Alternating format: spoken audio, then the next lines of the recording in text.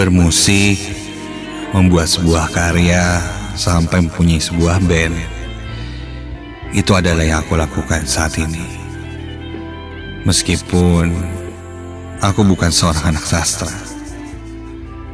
ataupun anak seni musik, tapi aku akan sangat senang jika aku membuat karyaku sendiri. Namaku Johan. Teman-temanku biasa memanggilku dengan sebutan Joe. Aku kuliah di salah satu jurusan teknik di perguruan tinggi di kota Bandung. Pengalaman yang akan kuceritakan malam ini semua berawal ketika hari itu tiba.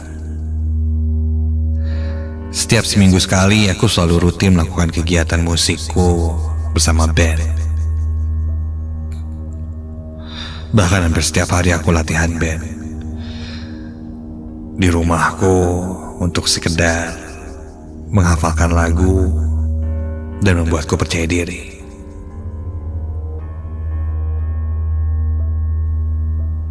Namun jika sudah latihan di studio, aku biasanya pulang larut malam. Kebiasaanku pulang latihan band sampai malam itu pun selalu aku jalani. Dan jadwal latihanku biasanya itu hari Kamis, malam Jumat. Tiba saatnya aku mulai latihan bersama teman-temanku yang lain. Semua berjalan lancar. Kami fokus latihan karena beberapa minggu ke depan akan ada pertunjukan di kampus. Bandku bisa dibilang belum terlalu lama terbentuk. Jadi latihan demi latihan memang selalu dilakukan agar kompak. Singkat cerita, latihan pun selesai. Dan ketika aku lihat jam, sudah menunjukkan jam 11 malam.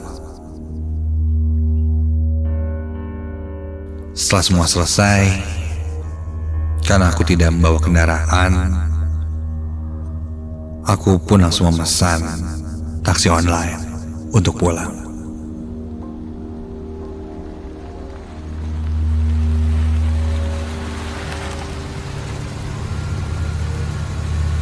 Taksi onlineku pun datang.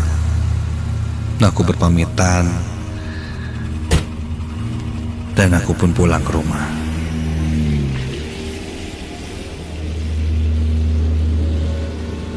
Di perjalanan pulang, aku sempat sedikit aneh dengan ulah si driver yang mengantarku pulang itu. Entah kenapa,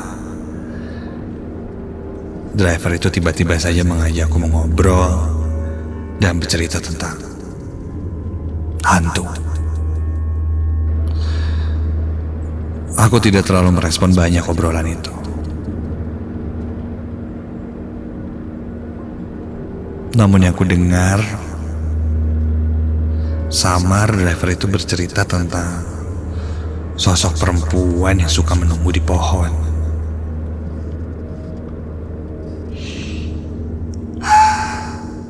Ya, karena mungkin saat itu malam Jumat kali ya.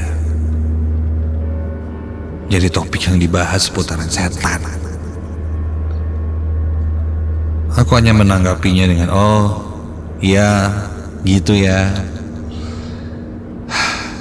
Sedikit terganggu sebenarnya, tapi mau bagaimana lagi. Sampai akhirnya aku pun sampai di depan gang rumahku dan lalu bergegas turun. Jarak dari depan gang menuju rumahku cukup jauh.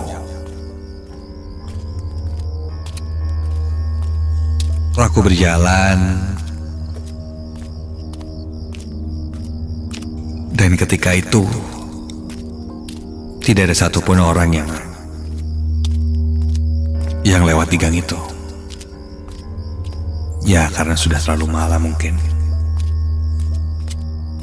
Ditambah daerah rumahku memang cukup sepi. Rumahku berada di daerah dataran tinggi. Masih banyak pepohonan besar di situ. Udaranya tidak usah ditanya lagi.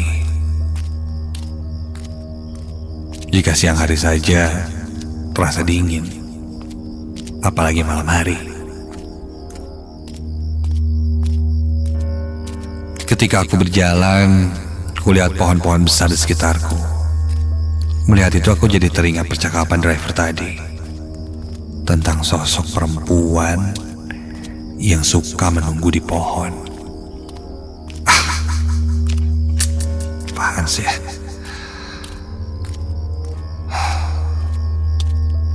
Di pikiranku malah terlintas pikiran yang aneh-aneh.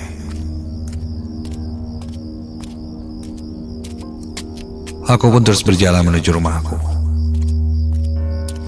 Hingga tiba-tiba ada seekor anjing melintas di depanku. Aku sempat terdiam saat itu. Anjing itu menatap ke arahku. Bukan. Anjing itu diam, seperti melihat ke arahku. Tapi dia tidak melihat ke arahku.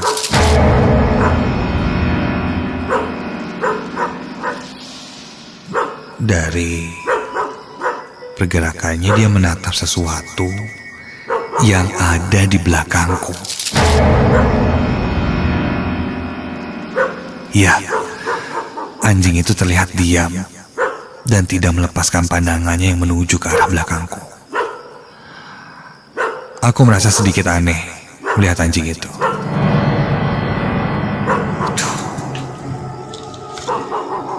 Apa ini sih?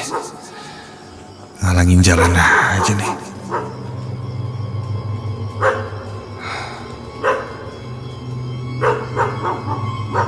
Aku bukannya takut dengan binatang itu, tapi jika tiba-tiba mengejar, tidak lucu juga. Sampai tak lama dari itu, anjing itu pun menggonggong dan pergi seperti ketakutan. Refleks aku melihat ke arah belakangku. Dan ketika kulihat,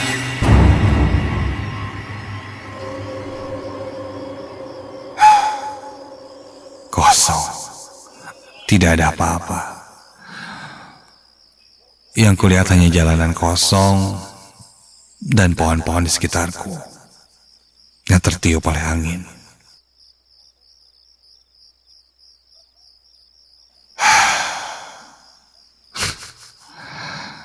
Kupikir akan ada satu sosok yang diam di pohon itu. Hanya imajinasiku saja. Aku pun kembali membalikkan badanku dan...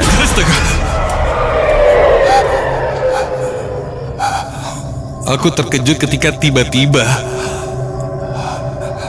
ada sosok yang melayang, melintang di hadapanku berwarna putih dan sangat cepat sekali.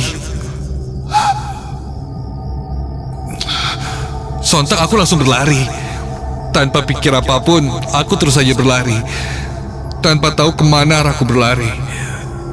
Sampai aku pun berhenti karena mulai kelelahan. Tinggal beberapa meter lagi aku sampai di rumahku. Sambil mengatur nafas, aku pun berhenti dan duduk di bawah sebuah pohon yang berada di dekat lapangan, hampir dekat dengan rumahku. Gila, bikin kaget aja. Apaan tuh tadi? Aku melihat ke sekitar. Jelas tadi kulihat seperti ada kain putih yang melesat sangat cepat. Entah kain, entah bayangan. Aku tidak tahu. Belum sempat aku menemukan jawaban, dan baru saja akan berjalan lagi, pandanganku teralihkan ketika aku melihat sepertinya ada seseorang yang berada di tengah lapangan. Aku berusaha keras untuk lebih jelas memperhatikan orang yang ada di tengah lapangan itu. Orang itu hanya diam, tidak bergerak. Sampai ketika aku sedang memperhatikan orang yang ada di tengah lapangan itu, tiba-tiba apa nih?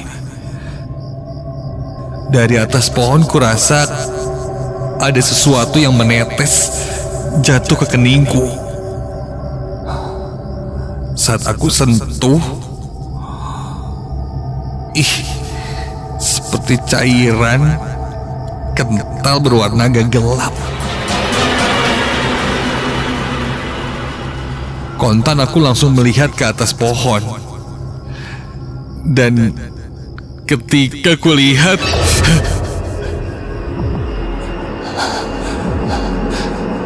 tidak ada apa-apa.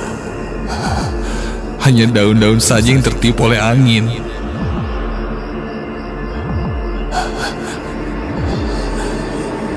Dan tiba-tiba muncul di depanku wajah seorang perempuan. Wajah seorang perempuan yang wajahnya hampir rusak dan berdarah. Dia tersenyum menyeringai ke arahku. Kontan aku langsung mundur dan langsung berlari sekencang-kencangnya. Ketika baru beberapa langkah saja, ada yang menarik bajuku hingga aku terjatuh.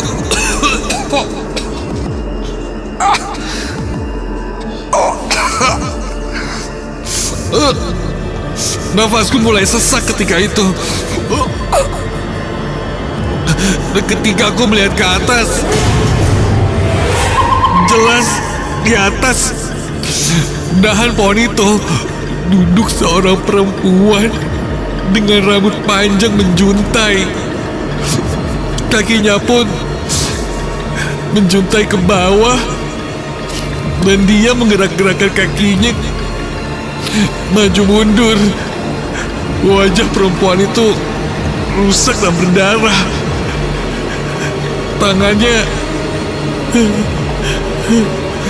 Tangannya seperti menyisir-nyisir rambutnya dengan jari.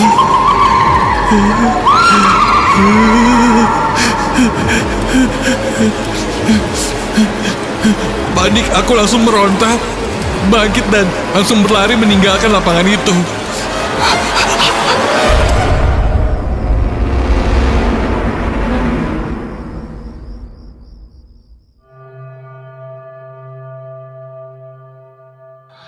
Singkat cerita, aku pun sampai di rumah. Aku segera masuk ke dalam kamar.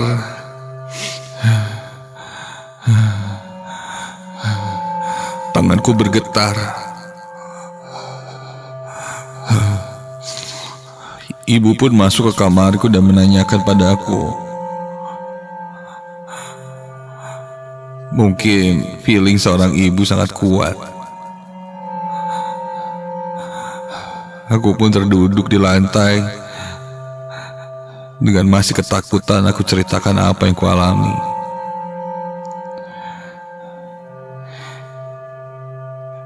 Ibu langsung memelukku. Dan dia bilang, selalu berdoa dimanapun kita berada. Karena mungkin saja makhluk itu menamakan dirinya bukan tanpa sebab. Ibu pun menyuruhku mengambil air wudhu dan meminta aku untuk sholat terlebih dulu sebelum tidur. Kejadian itu membuatku cukup trauma. Apalagi ketika harus pulang malam dan melewati gang itu sendirian. Sosok itu masih terngiang di pikiranku. Dan mungkin Secara alam bawah sadarku, aku telah menyepelekan sosok itu. Sosok-sosok yang sering menunggu di pohon-pohon besar. Sehingga mereka pun coba untuk mendatangiku dan memberitahu bahwa mereka memang ada.